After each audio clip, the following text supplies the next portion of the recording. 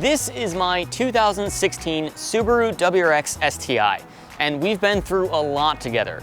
I bought this car as my daily driver. I replaced the 93 RX-7 that I was driving around with this modern four-door sedan. That was until the motor blew up, as most Subarus like to do. I'm sure glad it's more reliable now. And this was at the most inconvenient time, right before we were about to take our road trip from Florida to Alaska. So I had to act quick, and I decided to go with a fully built motor in this car, and it makes 500 wheel horsepower.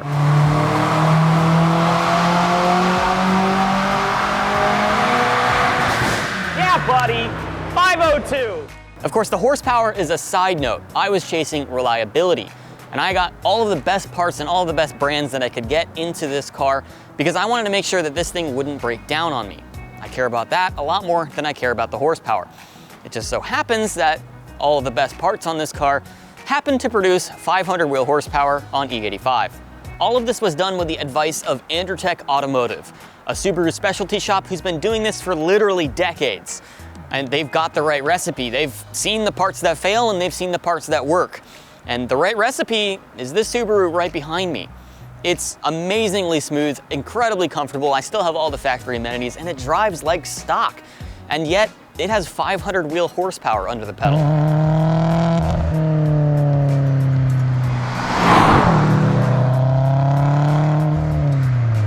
But how much did all of this cost?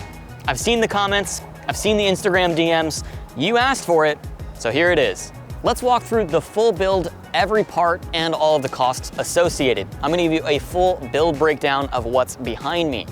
I'm also gonna walk through this in the order that I did it, rather than by category of engine, suspension, and drivetrain. I'm gonna list these parts out in the order that I installed them on the car. Also, keep in mind, I probably could have done this for a little bit cheaper if I started off by buying an STI shell rather than a fully functional car, since the engine ended up blowing up on me anyway and I had to replace it. So keep that in mind, I probably could have shaved off a couple $1,000s. And if you're not interested in the price of everything, this video will act as a good build breakdown if you're interested in all the parts that I have on the car. Starting off with the chassis, I wanted a white VA chassis STI with no sunroof, but with keyless entry and Alcantara seats. This is a rare option as most keyless entry STIs come with a sunroof and leather seats. I didn't want the sunroof in order to save weight, and I didn't want to deal with any sunroof leaking issues. I never use a sunroof anyway. I also don't like leather seats because they're either too hot or too cold to sit in. They're just never right. And the Alcantara seats look great, and the fabric holds you in place better around corners. So with that said, this option STI is difficult to find, but I managed to do it with the help of eBay Motors. We found this STI for $27,500 with 65,000 miles on the clock. I also sold the wheels and exhaust that came with this car for $1,100. So we'll subtract that from the purchase price of the car. That is the exact price that I paid for this car, not the MSRP pricing. But for everything else in this video going forward, I'm gonna be listing out the MSRP cost. I could list out the used car part prices, but that would be a little ridiculous as that can change every day. I also didn't have the luxury of buying these parts used because I had to do the engine build in like a week, since the stock engine blew like a week before we had to go from Florida to Alaska. I'm also gonna be subtracting the MSRP cost of some of the parts removed, like the exhaust. That way you have a comprehensive look at exactly what this car costs to build, what's sitting right behind me. After I got the car home, I started off with some small cosmetic mods. I put on a JDM front grille with some LED turn signals and some carbon mirror overlays. Then I put on some Fortune Auto 500 coilovers with SPC rear camber arms. This was to fit the Volk ZE40 18x10 wheels with Continental DWS 06 Plus tires. I also put on a knockoff STI front lip and a knockoff Charge Speed side skirt. To help with some of the reliability, I put in a Koyared all aluminum radiator. And I also wanted to upgrade some of the interior cosmetics. So I put in an Alcantara and leather steering wheel. And that's it. We have a steering wheel. Ooh, yeah, that's comfortable. I also put in a small little trunk hook to help carry some groceries. Then I put on a Cobb titanium exhaust to shave off some weight.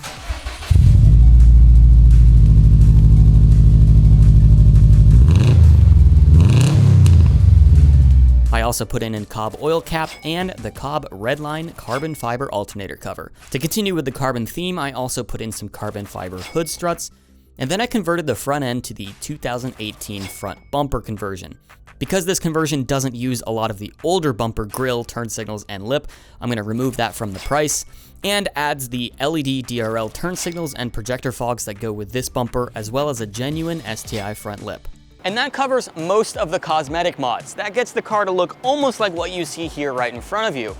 And that almost completes my overall plan for the car as well. I was almost done with everything I wanted to do to the car, and the tab is up to $38,992. There's just a few more reliability mods that I wanted to do to the car before we took it from Florida to Alaska. This was supposed to be quick, easy, and painless. We installed an IAG baffled oil pan to help with oil starvation around corners, and then we also put in an IAG air oil separator to keep out the oil from the engine. And to top it all off, we put in a Cobb overflow coolant tank. All told, not that expensive for some extra reliability and more peace of mind.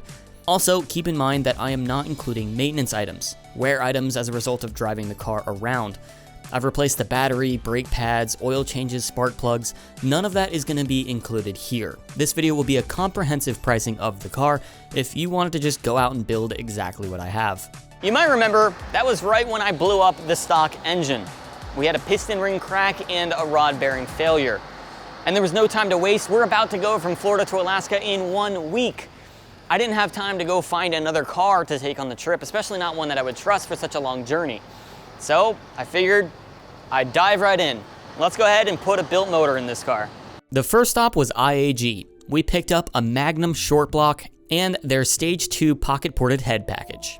These two items were pretty expensive in themselves, but when you add in all of the extra accessories and cam solenoids and firelock gasket and hardware and water pump and idler pulley and intake manifold gaskets, the entire long block cost $14,596. Quite a hefty price tag, but also statistically the most reliable Subaru engine that you can buy. And I can comfortably say after 14,000 miles that I've had this engine, that rings true. We then mounted underneath it the Killer Bee Holy header. This is the absolute crown jewel of headers. It is an equal length header, so it does smooth out the exhaust sound, but it's very efficient. We also had some fabrication for an up pipe and down pipe so that we could fit on a Garrett turbo. This was a custom kit, not something that you can buy, but we had this made by Androtech Automotive. Then we had a few AN conversion kits and oil feed lines to make everything work. That was $220.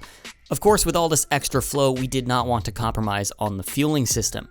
We got IAG PTFE rated AN lines, a conversion kit, iWire SD kit, Cobb Flex Fuel kit with Cobb 1300X injectors, and IAG TGVs.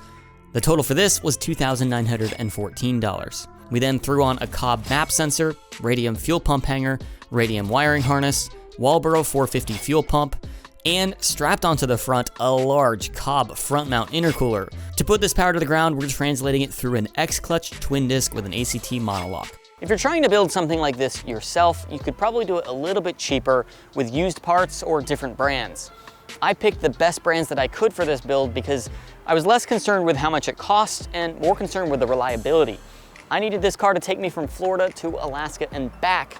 I couldn't be worried about this car breaking down and me getting eaten by grizzly bears.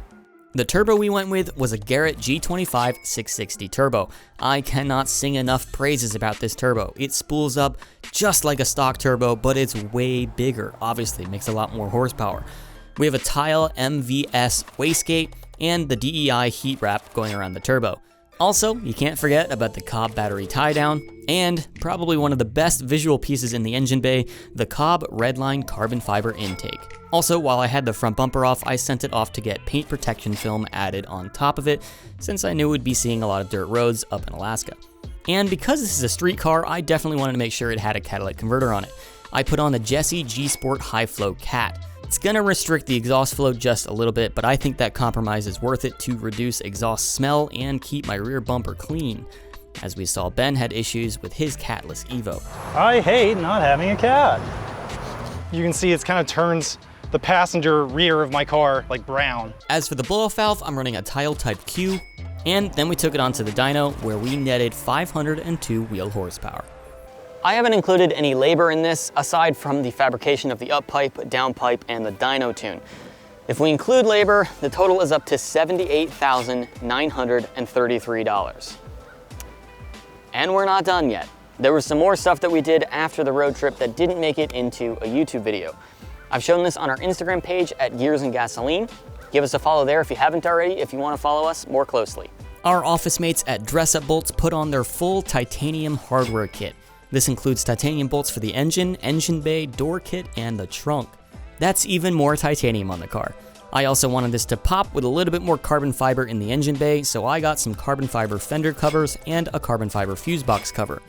To give the front a little more aggressive look, I put in the SuperSpeed DRL headlights. Then I freshened up the fenders with some brand new STI side trim, and I got some new wheels, got rid of the Volks, and put on some Cobb TS5 wheels that fit the car a little bit better so I could run less camber and have longer tire wear.